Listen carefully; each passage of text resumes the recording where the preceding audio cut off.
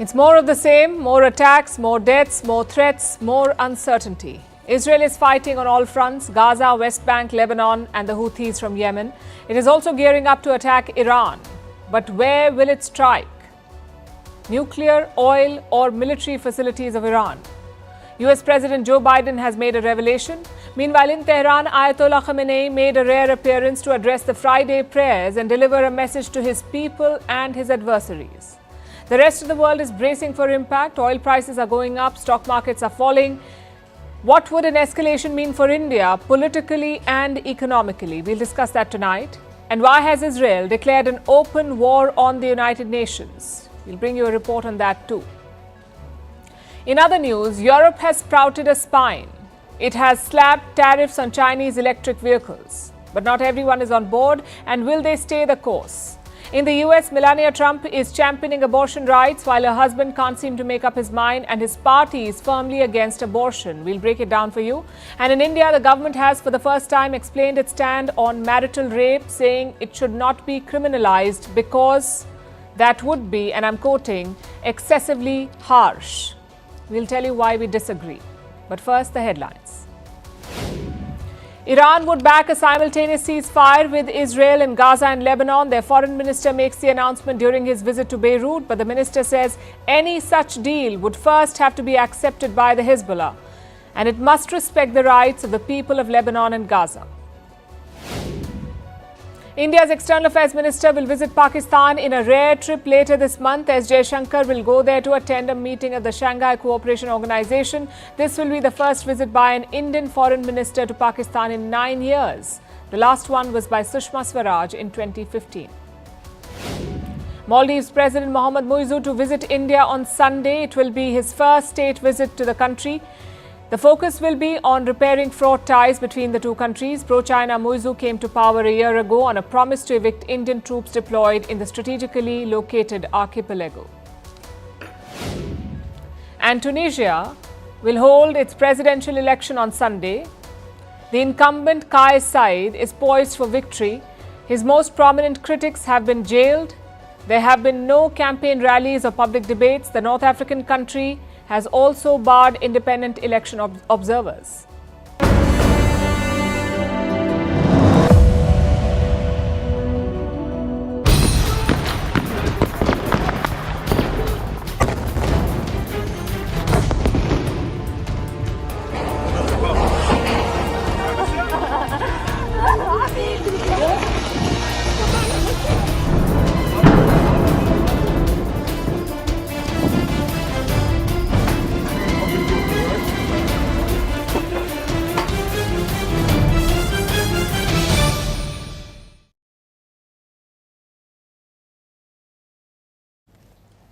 It's day 3 of the escalation in West Asia. Israel is still bombing Lebanon. More than 30 people have died in the last 24 hours. Threats of retaliation are getting louder and speculation is rife. What is Israel's plan? Where will Netanyahu strike in Iran and when? The Israeli ambassador to India told us yesterday that Iran should be ready for a surprise. But US President Joe Biden might have given it away. Listen to what he said. Do you support Israel striking Iran's oil facilities, sir? We're in discussion of that. I think that would be a little, anyway. Israel could strike Iranian oil facilities with some help from the Americans, but that may not be the only target. Israel has a long list of potential targets. It wants to keep fighting Iran and its proxies on all fronts. Yesterday, Israel stepped up airstrikes on Lebanon. It launched a barrage of attacks on Beirut.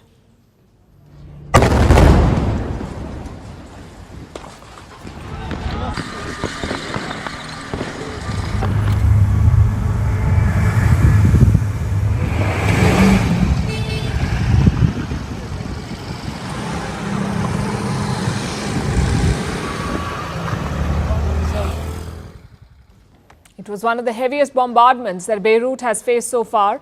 The Israelis were after a high-value target. It was this man, Hashim Safiuddin.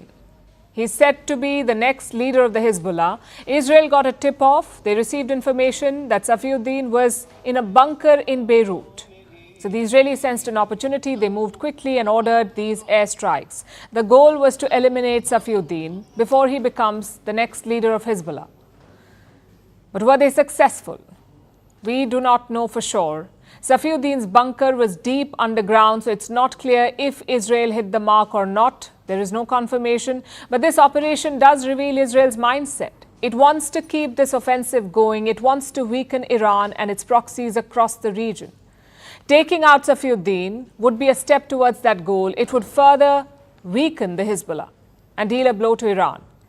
Now, Safiuddin has strong ties with Tehran. He studied in Iran. He enjoys a personal relationship with the regime there. He was also a close friend of Qasem Soleimani, the commander of the Iranian Revolutionary Guards, the one who was killed in 2020 in an American airstrike. Later the same year, in 2020, Soleimani's daughter married Safiuddin's son. That's how close he is to the Iranian regime. And that is why Israel is after him. It doesn't want to allow the Hezbollah time to recover. Our forces in Lebanon are eliminating more and more commanders and terrorists. Every such encounter ends with us having the upper hand.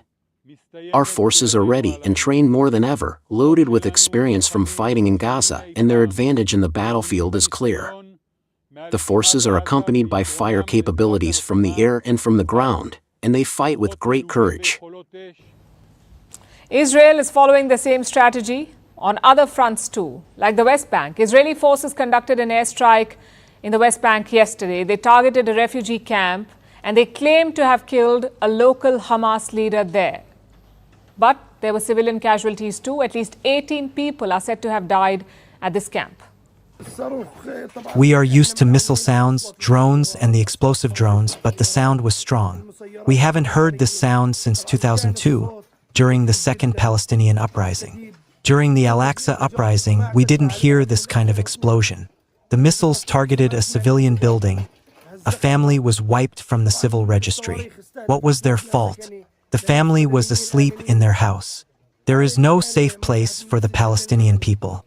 The Palestinian people have the right to defend themselves. Israel also targeted Syria again with an airstrike near the Masna border crossing. They destroyed a crucial road there. It connected Lebanon to Syria. Thousands of people have used this route in recent days. They were fleeing from the Israeli attacks in Lebanon. Israel claims that the Hezbollah was using this road to move military equipment. So they struck it. And the strike has left a 12-feet wide crater there. Fighting is intensifying in Gaza as well. Israel's ground and air operations continue there. Today, more than 50 Gazans have died, including children. And so far, over 41,000 people have died in Gaza since last October. Now Israel is fighting on all fronts. In the north with Lebanon, in the West Bank, and down south in Gaza. Israeli forces are stretched, and the Iranian proxies know this. They're testing Israel's defenses. The Houthis from Yemen launched a fresh drone attack. They targeted Tel Aviv and Jaffa yesterday. The Yemeni Armed Forces Drone Air Force carried out a military operation targeting a vital target in the Jaffa area, Tel Aviv, and in occupied Palestine, using a number of Jaffa drones. The operation achieved its goals successfully, thank God. And few hours back, sirens rang out in southern Israel. This has happened for the first time in 2 months. Israel says Hamas is targeting and threatening its people again, Israeli people. So, has the Hamas fired more rockets into Israel? The IDF did not say it in so many words, but when the sirens are sounded, it usually means that an aerial attack is underway. At this point, it seems that all players are bracing for impact and gearing up for assault.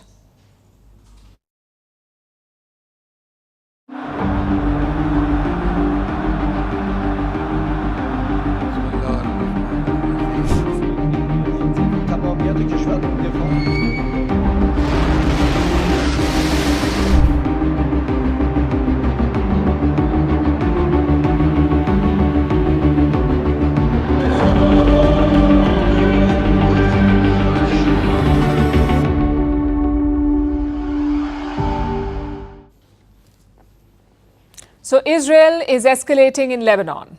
But what is Iran up to? They're putting up a show of defiance. Iran's supreme leader made a rare move today. That's Ayatollah Ali Khamenei.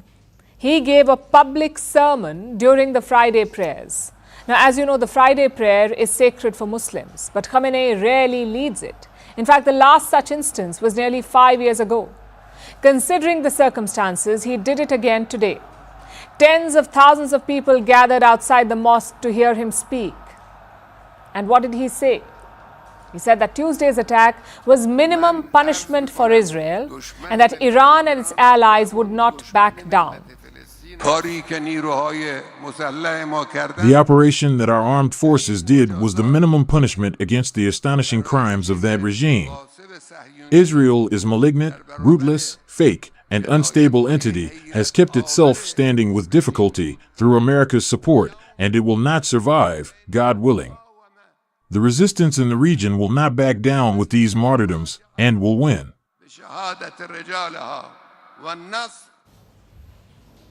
Did you see the gun beside Khamenei? That was part of the message. In Iran, the supreme leader is a religious and a political figure.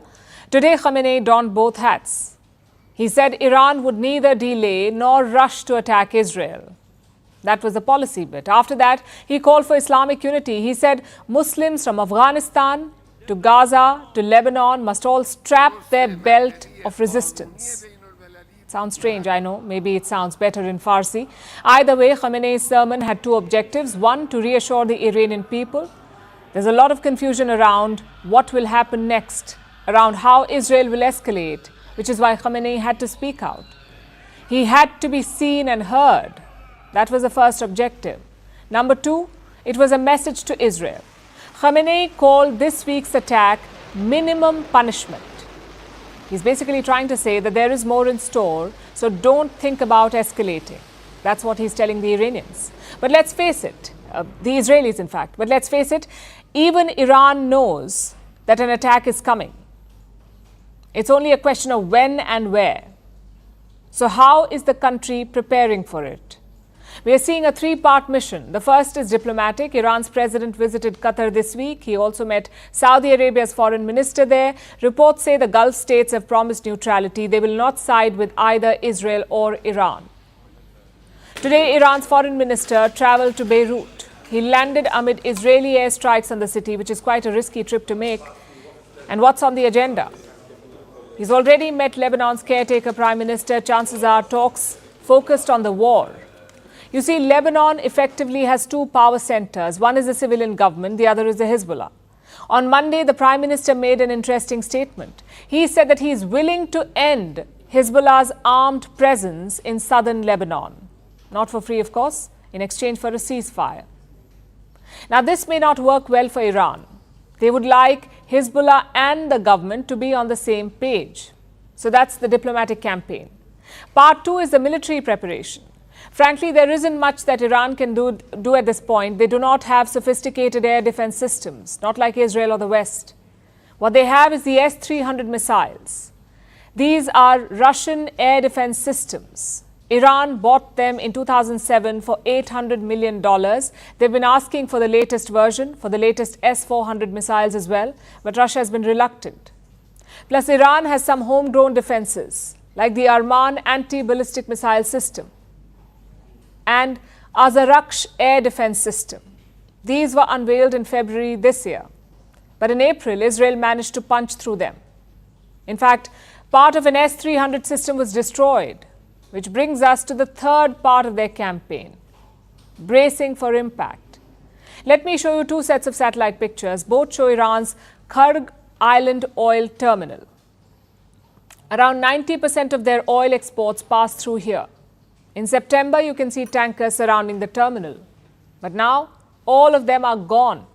Chances are Iran moved these tankers away, possibly to protect them from an Israeli strike. So Iran is preparing both politically and militarily, but their biggest challenge is not the looming Israeli attack. It's the question of what they will do afterwards.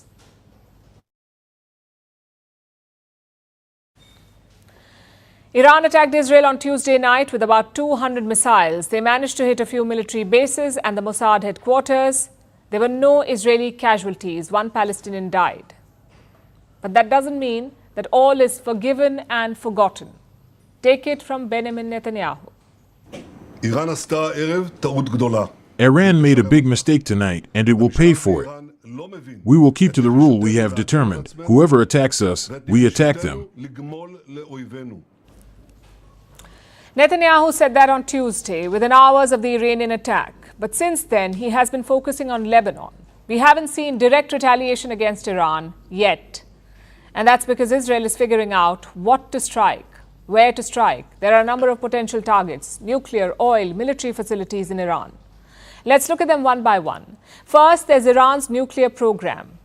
Now, Iran doesn't have a nuclear weapon. It was work in progress. But officially, Tehran stopped developing nukes in the year 2003, or rather, they paused their efforts. That's what they say. But they still have nuclear facilities all over the country, as you can see on this map. Iran can make weapons-grade nuclear material. It can enrich uranium at some of these sites, and these facilities are in use, despite the nuclear pause. Tehran hasn't gone all the way yet, but it keeps nuclear material production on the precipice, so that if anything major happens, it can rapidly complete a nuclear weapon or two. All of Iran's enemies know this. Israel knows it, the US knows it, and everyone else does, which is why Joe Biden said this. An attack on Iran's nuclear sites by Israel? The answer is no. I think there's things. We'll be discussing with the Israelis what they're going to do, but all seven of us agree that they have a right to respond, but they should respond in proportion. Sir. Some of Iran's nuclear sites are protected, deep underground. It would be almost impossible to blow them up. So if Israel manages to blow up one nuclear facility, Iran can ramp up production at another and develop a working nuclear bomb in a matter of days. That is why Joe Biden doesn't want Israel to go after Iran's nuclear sites, because that is an all or nothing gamble. If even one site is still functional, then Iran will become the world's next nuclear power. That is why Israel probably won't target Iran's nuclear facilities, at least not seriously. But they could conduct a symbolic strike at one of the smaller facilities, just to show Iran that Israel can attack their nuclear sites. And this was suggested by a former Israeli prime minister. His name is Ehud Barak. He said this was a possibility, and it won't be a first. Israel did something similar in April. After Iran launched its first missile barrage in April this year, Israel responded by attacking an Iranian facility near the city of Isfahan.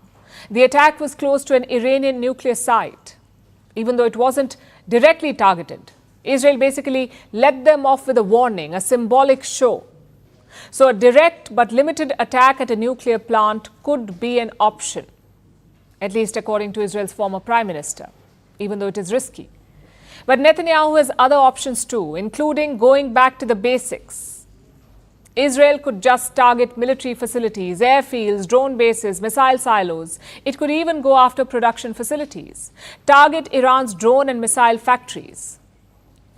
It isn't flashy, it isn't extremely sophisticated, but it will send the message. And technically, this is the only thing allowed according to the standard rules of war. But Israel hasn't really been playing by any rules lately. Netanyahu doesn't care about what he hits, as long as it does serious damage. And what will really hurt Iran is going after its pocket. Would you support Israel striking Iran's oil facilities, sir? We're in discussion with that. I think that would be a little. Anyway. That looks like another Biden blooper. He revealed that Israel is thinking about attacking Iran's oil facilities. Biden said discussions are ongoing. Is the US discussing this internally? Are they holding discussions with Israel? Biden did not confirm, but it seems that attacks on Iranian oil are a possibility. So let's turn to the map again. Iran is an oil-rich nation. It has drilling facilities, refineries, and export terminals everywhere. But the sites you're seeing are only the major ones. Israel's most obvious target would be the Kurg oil terminal. It's on an island in the Persian Gulf, removed from the Iranian mainland.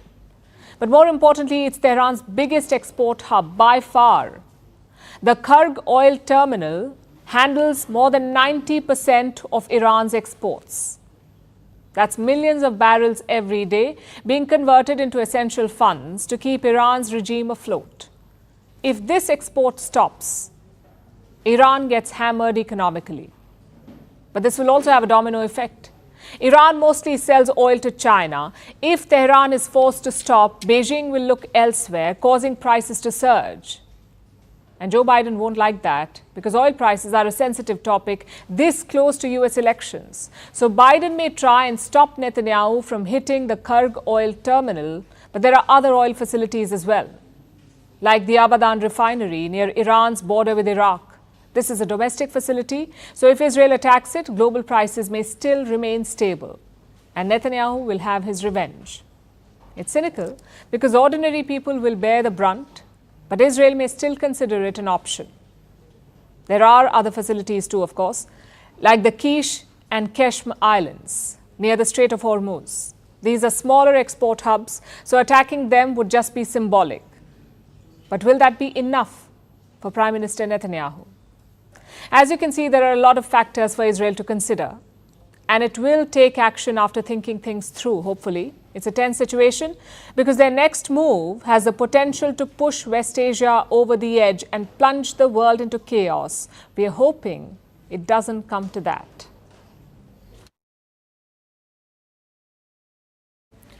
Global oil markets and global markets in general are feeling the pressure of all of this. Investors are rattled.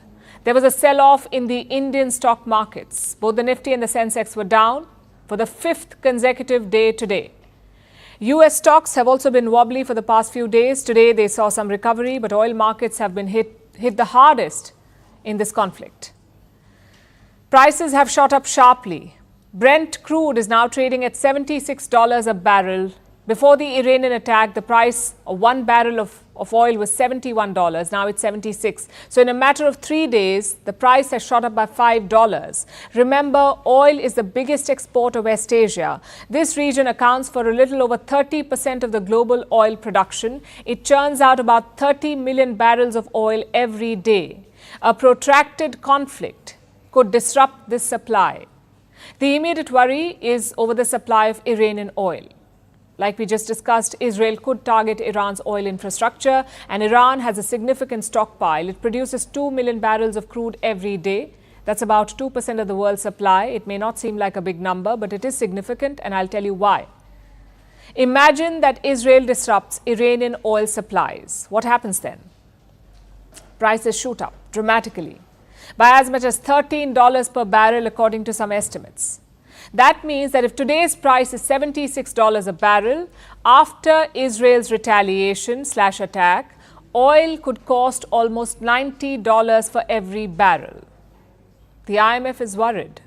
That's the International Monetary Fund. It has issued a warning. It says an escalation would have significant ramifications and the damage won't be limited to West Asia. The entire global economy would feel the impact. A wider war would have a domino effect on all kinds of goods. Commodities like grains could get expensive. The cost of shipping goods will soar. This is exactly what happened last year too, when shipments were targeted by missiles, mostly by the Houthis in the Red Sea. In fact, it might be happening again. The Houthis have released a video. They targeted a ship in the region earlier this week.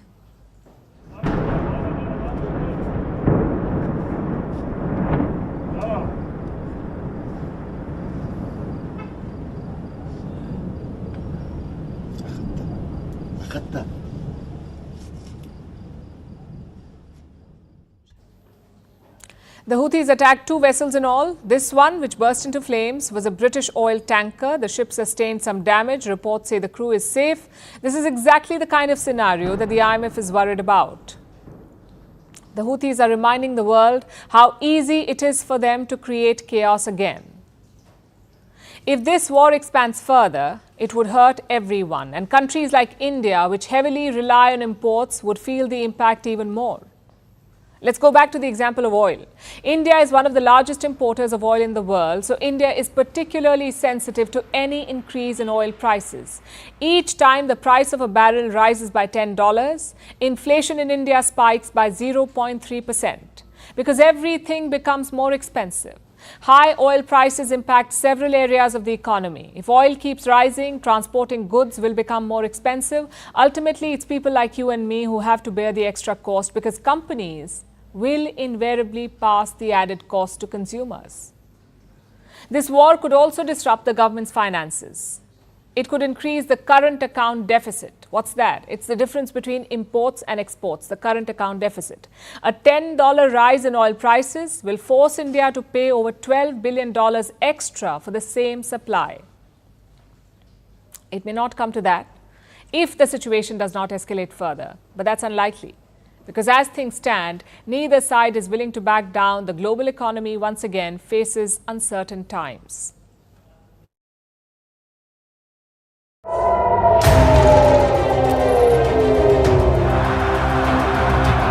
The escalation of violence, the deterioration in the security situation is a matter of deep concern for us.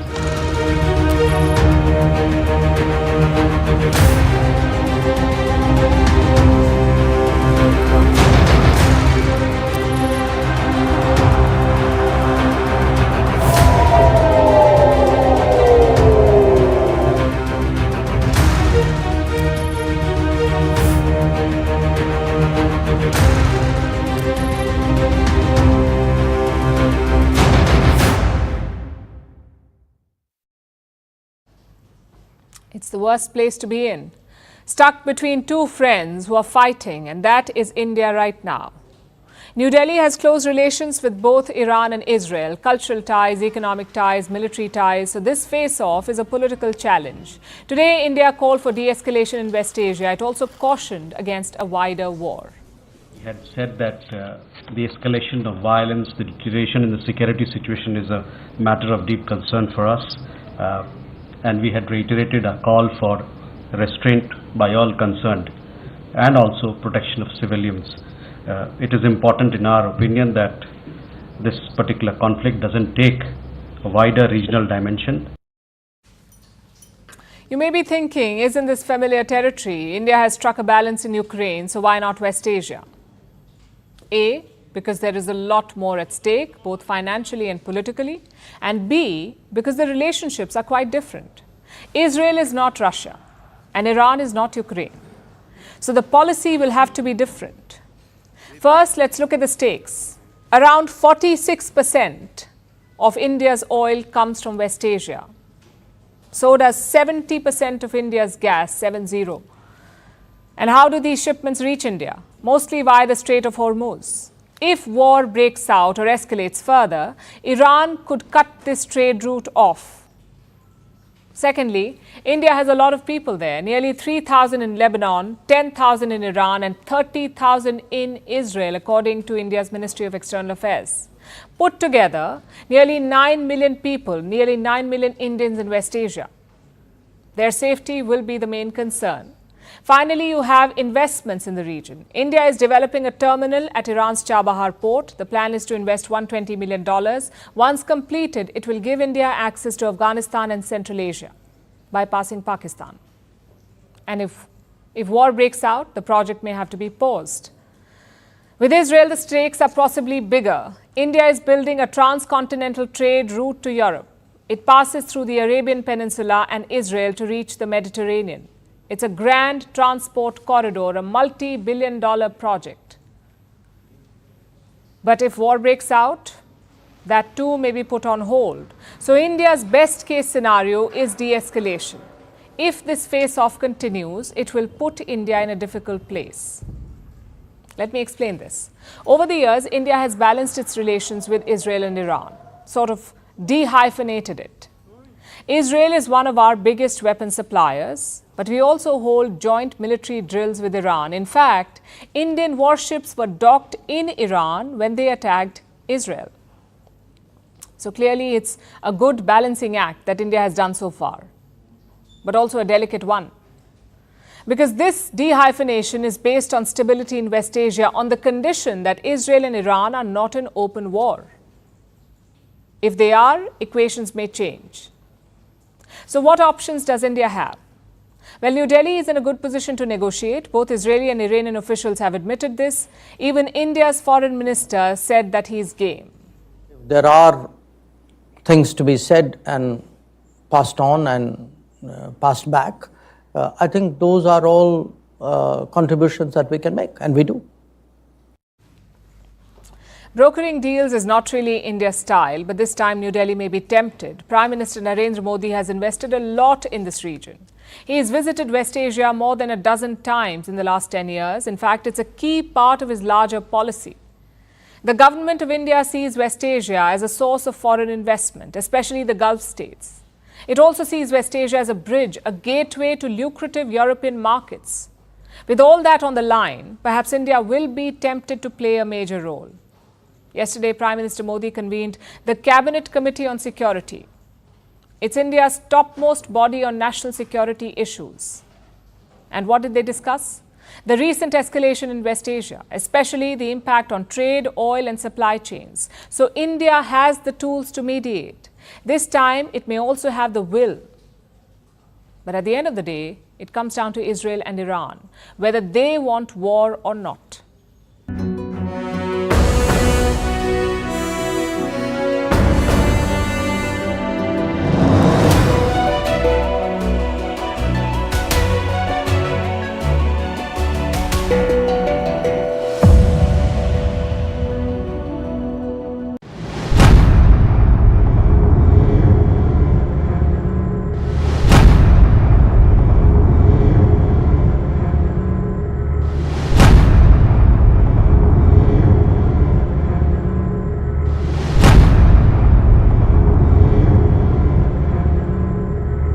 هذا العقاب آت حتما بإذن الله تعالى ولن نتحدث كثيرا الكلام غدا لسيد المفوض.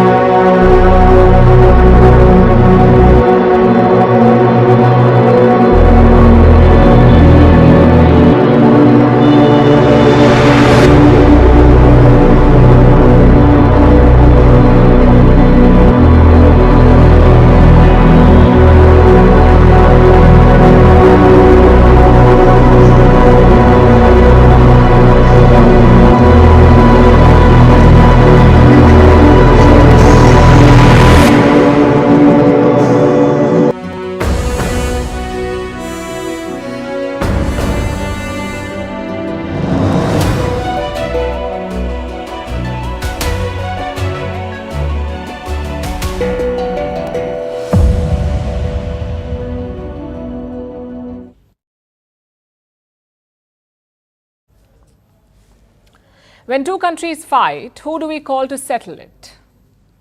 Most times it's the United Nations. They may not have an impressive track record, but they're all that we have.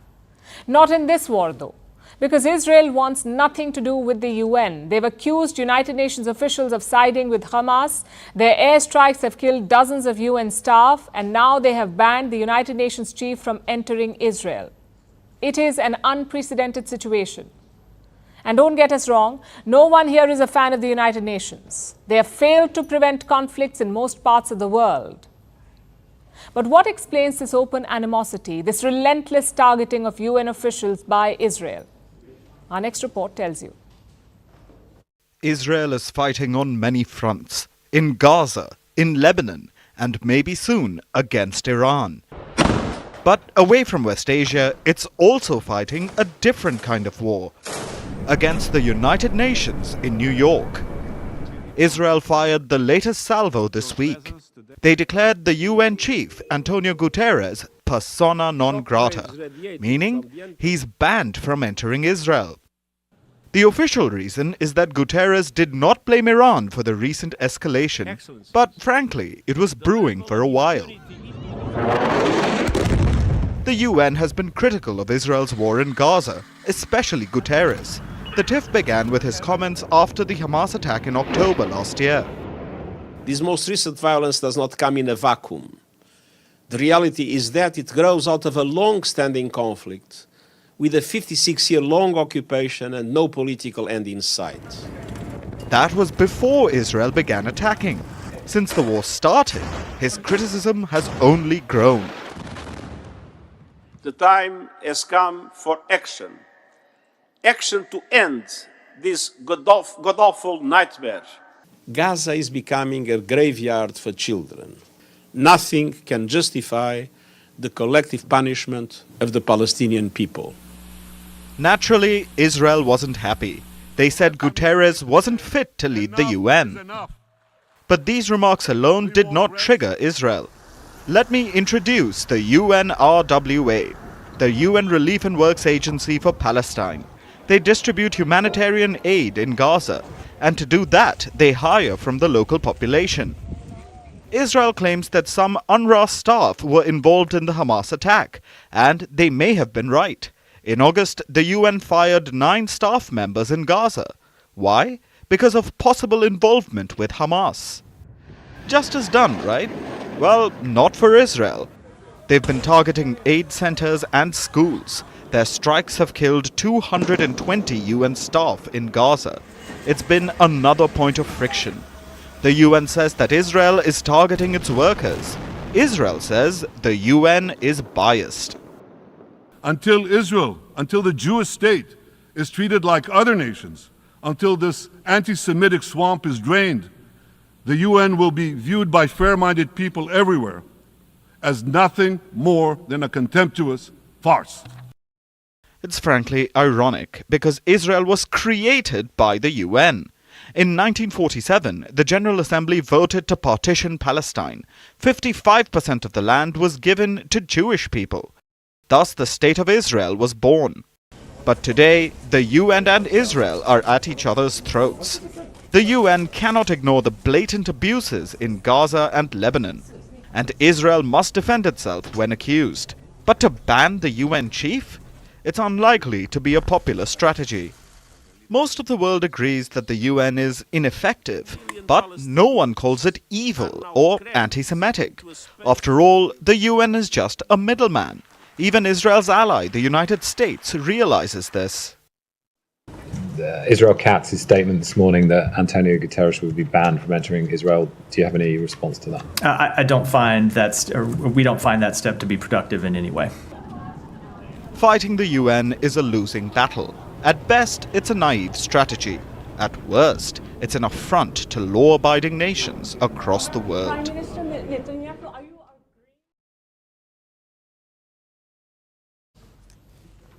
Now let's shift gears and look at what Europe has been up to. Today there was a historic vote. The European Union had gathered to address a tricky problem, tariffs on Chinese electric vehicles. Now before we get to the story, a quick primer. A tariff is like a tax on imported goods. Companies pay tariffs to do business in foreign countries. It's like a cut that your government takes to allow foreign countries to ply their goods. What this means for you is that the foreign products become more expensive. You see, companies exist to make profits. If they're forced to pay a tariff, they make up the difference by hiking their prices, meaning you, the consumer, have to pay more. Now, with that out of the way, let's turn to Europe's dilemma. A few weeks ago, the EU decided to impose tariffs on Chinese EVs. Why? The official reason is convoluted. Overcapacity, illegal state subsidies, you'll hear these terms and others like these being thrown about. But the real reason is quite simple. Chinese EVs were flooding the European market, undermining local automobile firms because the Chinese cars were cheaper. So Europe made up some excuses and slapped tariffs. The goal is to make Chinese EVs more expensive, in the hope that if the Chinese cars become more costly, Europeans will opt for local products instead. It's basic protectionism. But not all EU members thought this way. There were stark divisions within the bloc. A major dissenter was Germany, Europe's economic engine and traditional automobile hub. We regret that today there was no majority from the EU member states to stop the decision, although there were a great many no votes and abstentions. And in this context, I very much welcome the fact that the German government at least responded with a clear no. Today's decision may be the beginning of a further escalation in the trade disputes with China. We need to hold critical discussions here, but we do not consider the instrument of introducing tariffs to be appropriate. And the news is also difficult for consumers, because the tariffs will make electric cars more expensive. Now that may sound odd, that Germany wanted to encourage competition. After all, the tariffs were meant to benefit local companies, but that won't help Germany. Because most German auto companies have factories in China. They make the bulk of their products abroad and then import them. So a lot of German cars in Europe are actually made in China. The automobile factories in Europe are effectively showpieces. The firms make their real money by manufacturing in China and then selling to the rest of the world. So these German brands will also have to pay tariffs for bringing their China-made cars back to Europe. That is why Germany was opposed to the tariffs.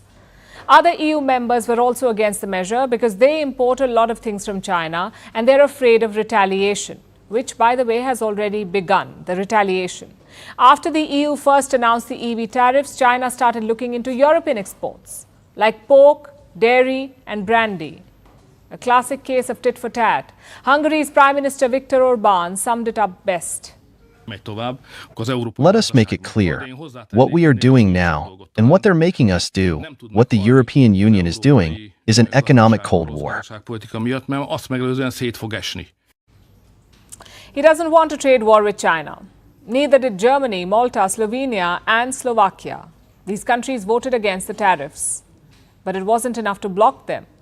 So the EU will place tariffs on Chinese EV imports. They will range from 8 to 35%, depending on the Chinese company. And you can be sure that China will retaliate unless Europe backs down and reaches some sort of settlement.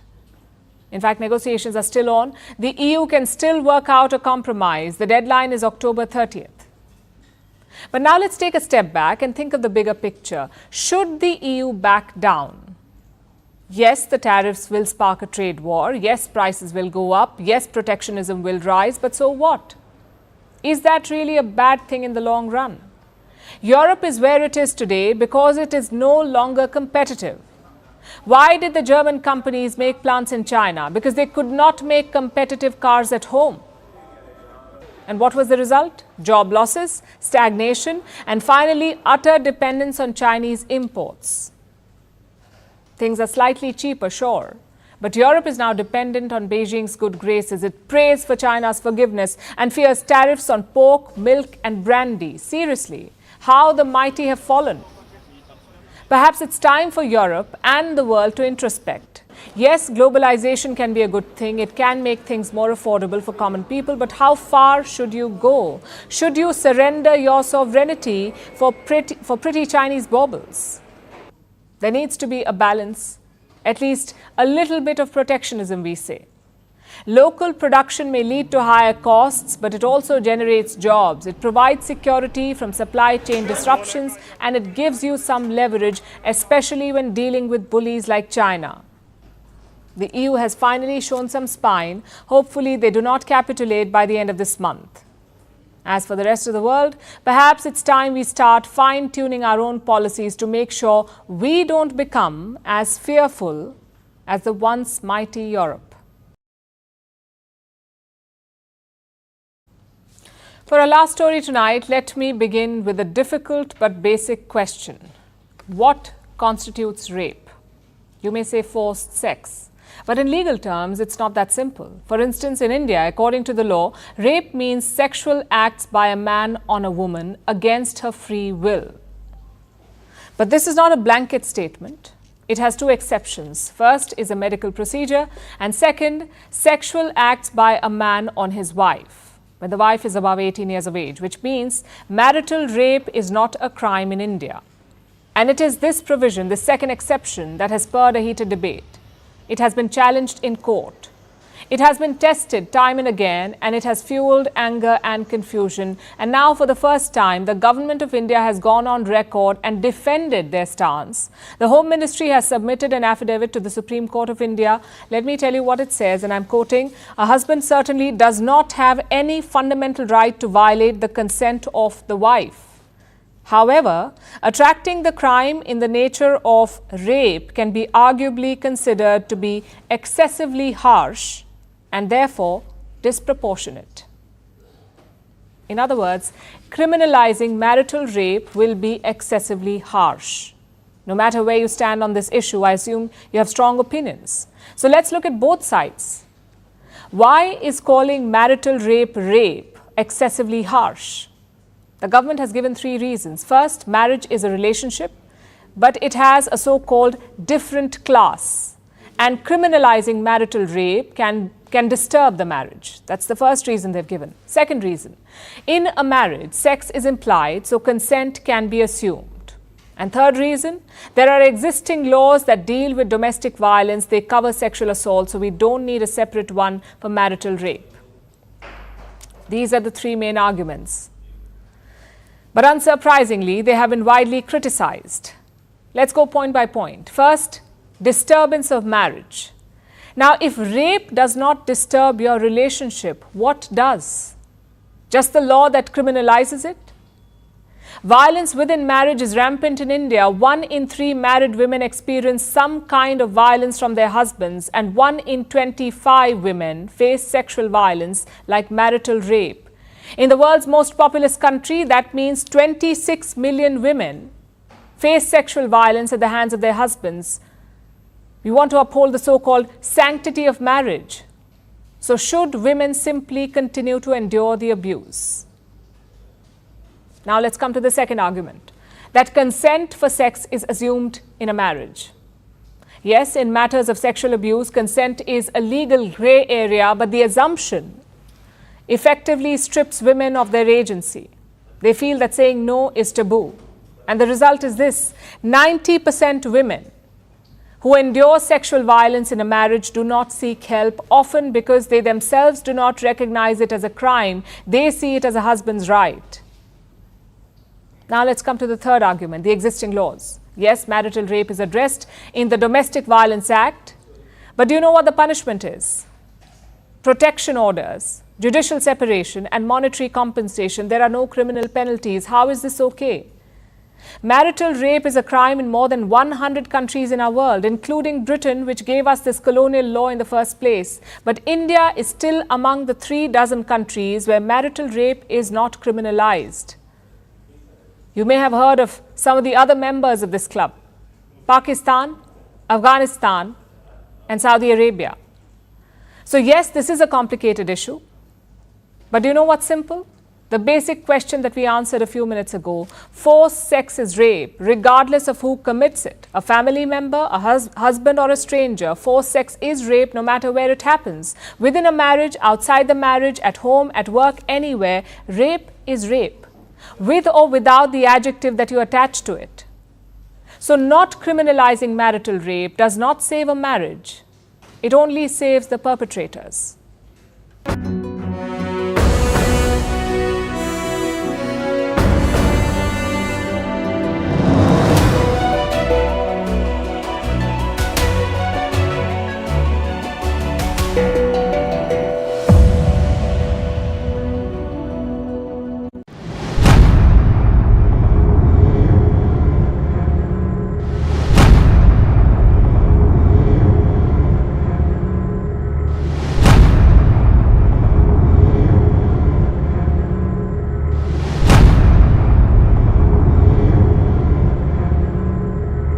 هذا العقاب آت حتما بإذن الله تعالى ولن نتحدث كثيرا فالكلام غدا لسيد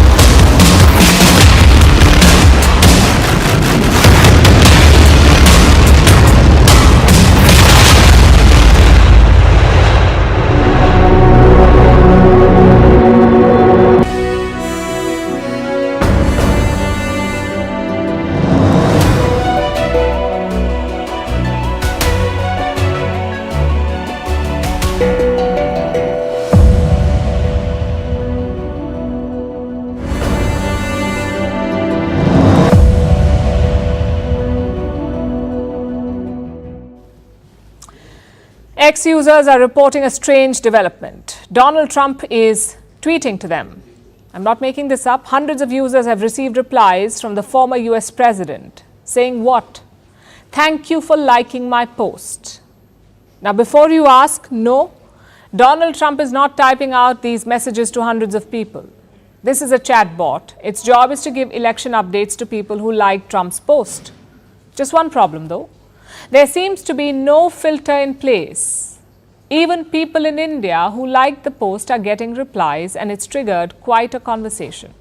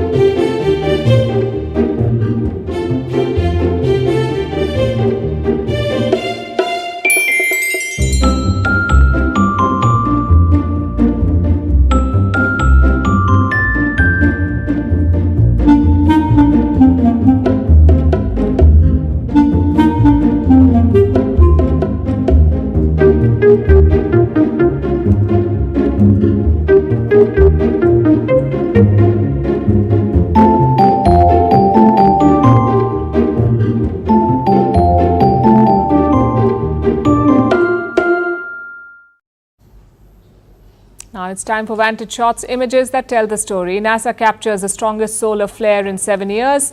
In the Democratic Republic of Congo, an overcrowded boat sinks, killing at least 78 people. In the US, a building caught in floodwaters collides with a pole. Finally, we're taking you back in history. On this day in 1957, the Soviet Union inaugurated the space age when they successfully launched Sputnik 1. This was the first artificial satellite to orbit the Earth. We're leaving you on that note. Thank you for watching. Have a good weekend.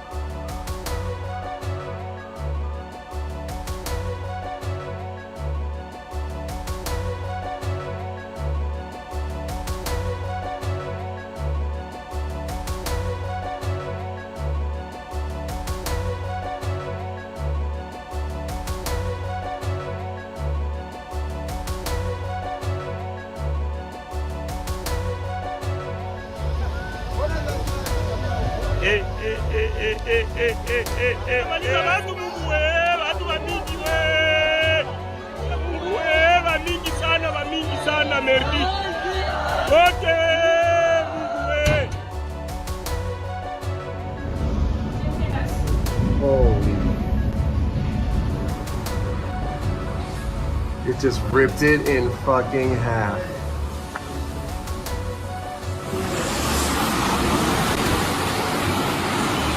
Holy fuck.